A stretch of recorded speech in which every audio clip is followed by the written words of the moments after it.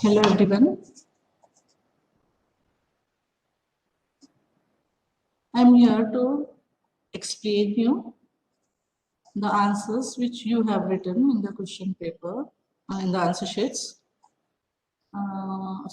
First of all, you all should understand, आपको ये पहले समझ जाना चाहिए कि ये history, geography, economics and political science हम क्यों स्टडी करते हैं।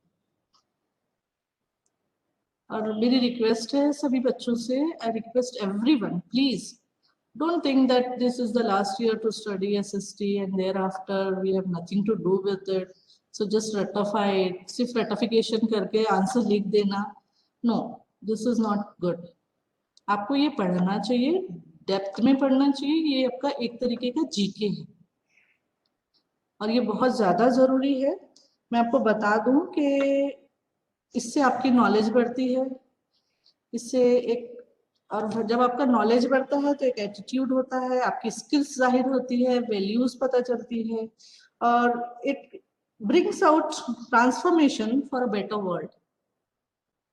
व्हेन यू स्टैंड सोशली, जब आप कहीं खड़े होते हैं, ग्रुप में बातचीत करते हैं, तो हम क्या करते हैं, we discuss about politics, either whatever the things happened, whatever happened is history and where it happened, that place और location, it comes under geography. So अगर पॉलिटिक्स हम डिस्कस कर रहे हैं तो वो आता है हमारे पॉलिटिकल साइंस में। अगर हम कुछ फाइनेंस के बारे में डिस्कस कर रहे हैं, लाइक जनरली भी अगर आप देखते हैं तो कुछ गेम्स आप लोग खरीदते हो, कुछ गेम्स प्ले करते हो, उसको आप में कुछ पॉइंट्स मिलते हैं, कुछ पॉइंट्स आपको देने पड़ते हैं, तो you all are busy with this mobile app games, तो उसमें भी आप लोग कुछ शायद सेल परचेस करते रहते हैं, मैंने ऐसे बच्चों में नोटिस किया है। तो बेटा ये सारी चीजें भी जो है इट कम्स अंडर इकोनॉमिक्स, लेकिन ये तो एकदम लोअर लेवल का होता है, कैजुअल है, but now you all are growing up, तो हमको एक वर्ल्डली लेवल पे, यूनिवर्सल लेवल पे, सोशली हमको इन सब चीजों के बारे में डिस्कस करना पड़ता है, तो हमको इस सब्जेक्ट्स को सीरियसली ही लेना चाहिए। तो let us come to the point. The question paper was very easy this time because the portion was literally 50% because of this COVID, and the study pattern you all did online and all, काफी बच्चों को समझ में नहीं भी आया है, काफी टीचर्स को भी प्रॉब्लम हुई है ऑनलाइन टीचिंग में, बिकॉज इंटरेक्शन बराबर नहीं हो पाता है बच्चों से, तो उसकी वजह से कुछ ऐसे लैक रह गया है, बच्चों टीचर्स के समझाने में भी लैकिंग हो सकती है, बच्चों के समझने में भी हो सकती है, बट हमको एग्जाम्स तो देना है और आप लोगों को कन्वीनियंट के लिए इस पोर्शन को कम कर दिया गया है। तो I wish you all very best of luck कि आप लोग बहुत ज्यादा अच्छे से, कम पोर्शन है और बहुत ज्यादा टाइम दिया जा सकता है, आप पढ़ सकते हो, आपको 2 महीने का एक्सटेंशन भी अभी मिला हुआ है। तो let us go for the first question, section A. These are all MCQ है, मल्टीपल चॉइस क्वेश्चंस। इसमें आपके सामने चॉइसेस दिए हुए हैं और इसमें से चॉइस में से आंसर ढूंढना ये बहुत इजी होता है, बहुत ही ज्यादा इजी होता है। यू कैन रिकलेक्ट कि एक्सप्लेनेशन के टाइम में क्या हुआ था, या फिर आपने इसके लिए आपको होल लेसन को थॉरोली स्टडी करना पड़ता है, और आपने अगर थॉरो स्टडी किया है तो आपको आंसर्स मिलना बहुत इजी है और 1 मार्क स्कोर करना भी बहुत इजी है। First question is, which of the following measures were introduced by the revolutionaries to create a sense of collective identity? Collective identity के लिए कौन सा सेंस यहाँ पे वो किया गया है रेवोल्यूशनरीज ने? I am sorry, which of the following measures, कौन से मेजर्स लिए हैं उन्होंने? तो A B C D दिया गया है, जिसमें से A ऑप्शन भी सही है, B भी सही है, C भी सही है। A, B, C, all are correct options. Therefore, the D, all of this is given. Therefore, the answer is D. Next, we come to second one. Which of the following was the reason for calling of the non-cooperative movement? कौन सा reason था गांधी जी के लिए non-cooperative movement के लिए? A, B, C, D is given. In that, D option is there. Chora Chori incident. Chori Chora is given, or Chora Chori, if there is no space, that does not mean it's wrong. Chora chori, people write, there's no need to give a space or hyphen in between. The name is sufficient. Next comes the station linking east-west corridor. वो station का नाम देना है जो east west corridor को link करता है. तो there options are Pradeep and Mandvi, Purnia, actually it is P-U-R-N-E-A, Purnia and Rajkot, Silchar and Prabandar, Kharagpur and Ahmedabad. The answer is Silchar and Porbandar. And one very important thing student कि अगर हल्का सा spelling mistake हो जाता है या कुछ printing mistake हो जाता है तो दिस इज माय रिक्वेस्ट कि आप उसको इतना उसका क्योस ना करें, थोड़ा अंडरस्टैंडिंग से उसको समझने की कोशिश करें, because the to err is human और ये प्रिंटिंग ही होता है कंप्यूटर पे.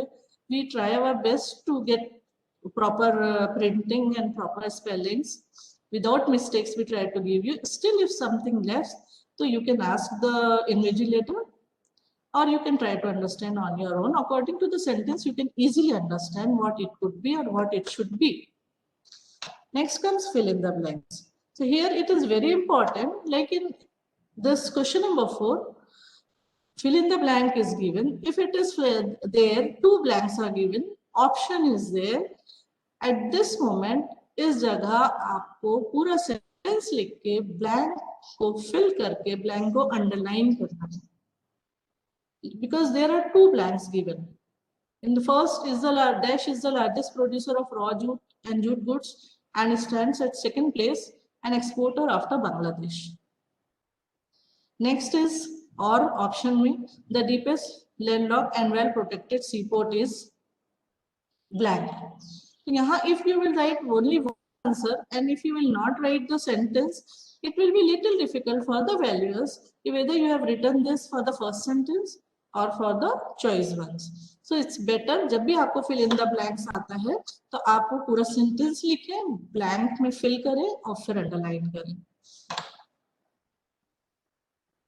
So here the answer for first blank is India. And the deepest landlocked and well-protected seaport is Vishakhapatnam. Next come, which one of the following is a leguminous crop? That options are given: pulses, millets, jowar, and sesame. Actually, it is sesame. It is wrongly printed. The answer is pulses. 6th one is dash soil is known as regal soil. Here also you have to write fill in the blank full sentence. The majority of people and don't use other color, use same color pen and underline it.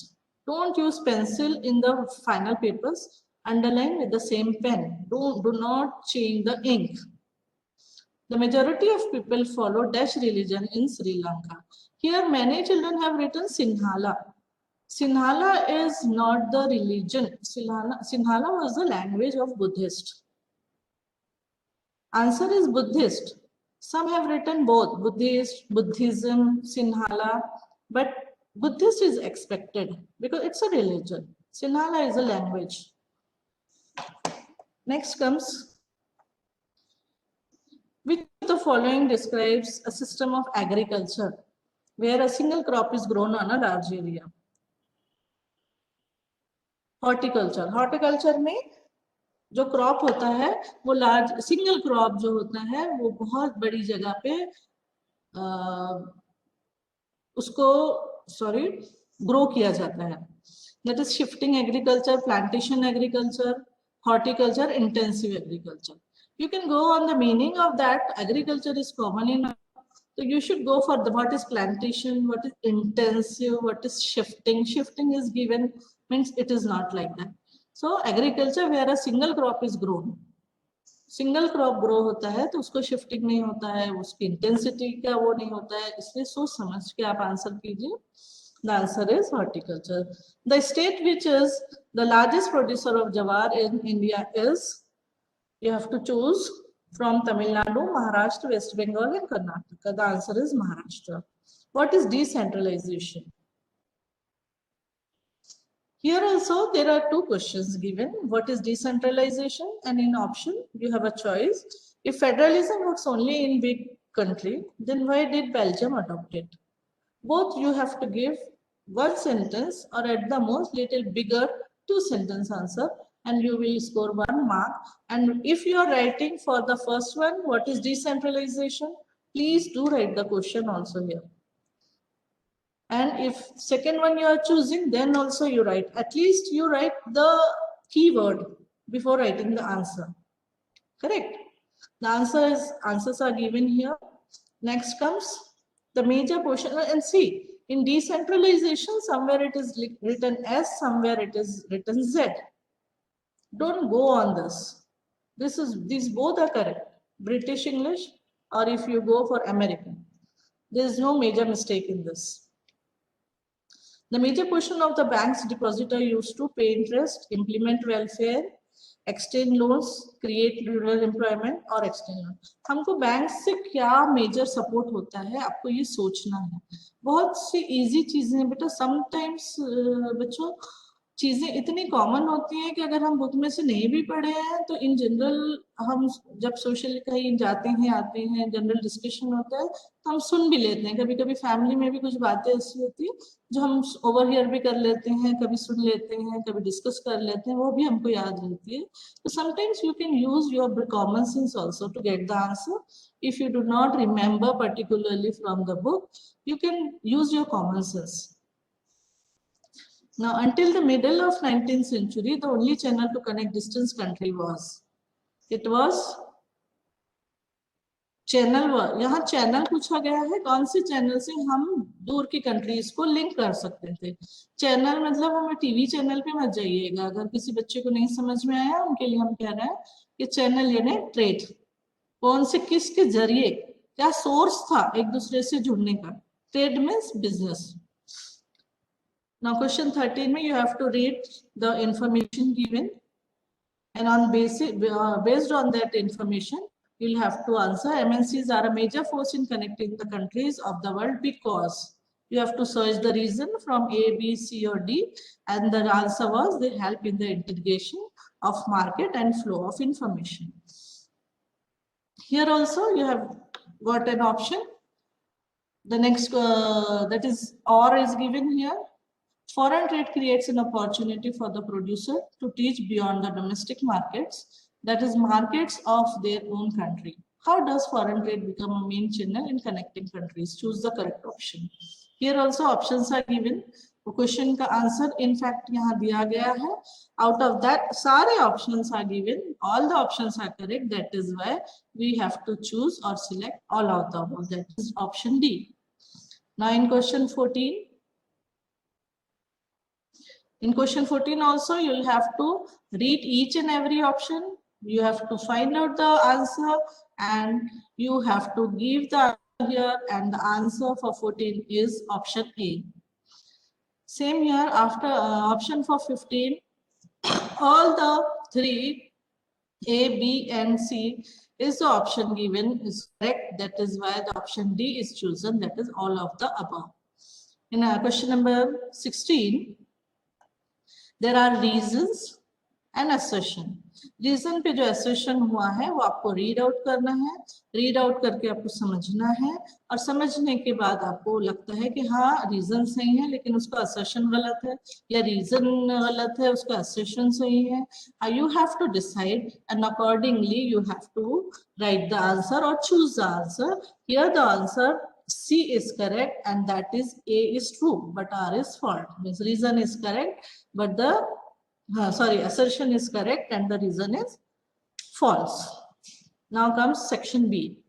Section B, give a brief description of Mahatma Gandhi's Satyagraha movement which he organized in various places after arriving. Very important thing in this is, this question is for only 3 marks. You need to give 3 main points, and that main points doesn't mean only writing 2-3 words as a point or as a topic. You have to elaborate that point also, and the points should be important ones.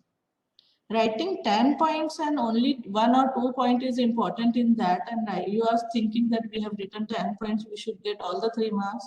No, the method here is we will be taking only 1, 2 and 3, first 3 options, first 3 points, and that those accordingly only we will be giving you marks. Rest of the extra points will be, even if it is correct, अगर वो सही भी होगा तो उसे cancel कर दिया जाएगा, उसे गलत तो नहीं माना जाएगा लेकिन कैंसिल कर दिया जाएगा। आपके फर्स्ट 3 मार्क्स का है तो 3 मेन पॉइंट्स होना चाहिए जो अच्छे से आप हमें लिख के समझाएं। ऐसे नहीं कि पॉइंट्स होना तो सिर्फ पॉइंट फॉर्म में लिखा है 1 2 3 पॉइंट एंड 2 3 लेटर में आप उसको एक्सप्लेन करें। You need to describe it well, 1 2 and 3 points.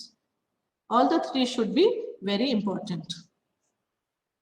Like the answer sheet is will be forwarding to you, in that you can go through, and हाँ जो हमको important लगता है point, ये valuers पे भी depend करता है कि valuers पे को जो point important लगते हैं और उनको पता है कि ये point very very important है and उस पे वो impress होते हैं आपके लिखने पे, तो definitely you will score all 3 marks. और अगर आपका first 2 points हैं useful जरूर है लेकिन उतने valuable नहीं, तो maybe you lose half mark or maybe you lose full 1 mark or 1 point. तो आपको सोच समझ के फर्स्ट 3 पॉइंट्स लिखने, 3 मार्क्स के लिए 3 पॉइंट्स होना चाहिए। समझ में आ गई होगी आप लोगों को। सेम यहाँ भी अगर ऑप्शन है आपको, क्वेश्चन नंबर 18 में option is given, like 2 questions are given, you have to choose 1 and write. तो हियर आल्सो बेटा प्लीज प्लीज प्लीज आप लोग क्वेश्चन लिखें उसके बाद ही आंसर लिखें। Hardly you will have to spend few seconds on writing question. आपको क्वेश्चन लिखने के बाद ही आंसर लिखना है, पॉइंट वाइज लिखना है, and while writing the answers, some of the students have got very good handwriting, some students have got little I shouldn't say, but हाँ किसी कुछ हैंडराइटिंग से ऐसी होती है कि वैल्यूज को समझने में मुश्किल होती है। तो कोशिश करें कि whatever you are writing, be patient and write, give space between 2 words. कुछ बच्चे इतना क्लोज लिखते हैं कि डिफिकल्ट हो जाता है अंडरस्टैंड करने के लिए। कर्सिव में अगर आप लिख रहे हैं तो बी और डी का जो लाइन होता है वो थोड़ा ऊपर आना चाहिए, वो ए ना दिखे, वो रॉन्ग ना हम उसको इंटरप्रेट करें, ए को ए ही दिखना चाहिए, ओ ना दिखे। तो all this things please keep in mind and practice writing the answers at home also before appearing for the exam. Writing practice is also must. You yourself should be able to read it. और जब भी आप options लेते हैं तो आपको उसके answers लिखना बहुत ज्यादा जरूरी हो जाता है। क्वेश्चन 19 में आप देख रहे हैं कि इन्वर्टेड कॉमास में लिखा है और आपको वो सपोर्ट करना है, वो एग्जाम्पल को, स्टेटमेंट को सपोर्ट करते हुए आपको एक्सप्लेन करना है। तो यहाँ here also you can use that statement and start your answer with, and point wise as it is given you can also write points. Now question 20, describe any 3 feature of federal government or unitary government. If you are writing for federal government, give the headline federal government. If you are writing for unitary government, give the headline unitary government. At least you give the headline which question you are choosing to answer. At least please please please आप question लिखें या फिर आप उसका main keyword लिखें। Next comes same for question number 21, same for question number 22। Here also देखिए primary sector के बारे में जब आपको कहा गया है कि primary sector was the most important sector of economic activity at initial stages of development, आपको इसको समझाना है।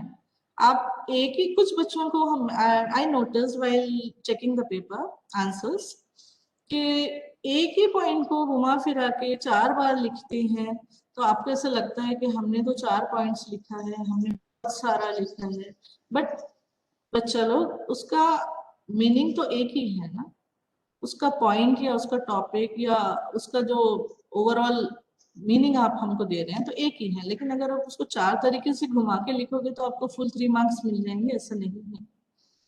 3 डिफरेंट इंपॉर्टेंट पॉइंट्स आपको पुटअप करना है, स्टेप्स पुटअप करना है। आई बात समझ में? Now come section C. Section C में सबसे पहले तो आपको जो पैरा दिया है उसको 2 बार रीड कर लीजिए। आपको खुद से कुछ इंपॉर्टेंट लगता है तो आप पेंसिल से उसके ऊपर वो अंडरलाइन भी कर सकते हैं। You should read the paragraph thoroughly और उसको अपने मन में अपनी लैंग्वेज में ट्रांसलेट करके देखिए। फिर आपको एमसीक्यू में जरूरी नहीं है कि लाइक आपको इंग्लिश वो आप अनसीन पैसेज की तरह आंसर मिल जाएगा। You will have to make your own answers and find out the reason from the options. Here also it is very easy. Options are given. This time the question paper pattern is very easy. All people are in a way very lucky. आपको options बहुत अच्छे से देखना है, आपको paragraph पढ़ के options को जस्टिफाई करना है एंड आप देखोगे कि आपको बिल्कुल आंसर आराम से मिल जाएगा। So here the answer for 23 1 is D. All the above points A, B and C is correct. Same here for answer number 2 for 23rd question. All the options given A, B and C is there, the correct ones. So all of these is selected. For third one, again all of these, all the options A, B, C is given. Then for fourth one, Pickett is given. Pickett is the correct answer. Fourth, the same manner you have to do for the 24. A1, 2, 3 and 4. Everywhere it is also very easy. MCQ is given and here तो it just like book आपके सामने रखी है, आपको पढ़ना है और आपका आंसर ढूंढना है। It is very easy, बहुत आसान है। ये प्राइमरी लेवल का क्वेश्चन टाइप का क्वेश्चन, आपको जस्ट उसको जस्टिफाई करना क्वेश्चन को। 25th also the same. All these are same as unseen passage or seen passage you do in English.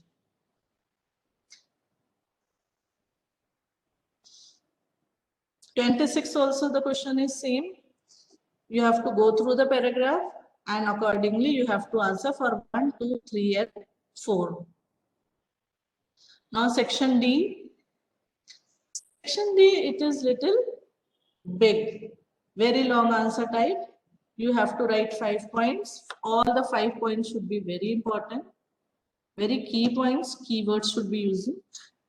Keywords होने चाहिए, बहुत इंपॉर्टेंट। आपकी वोकैबुलरी भी रिलेटेड टू द क्वेश्चन होनी चाहिए।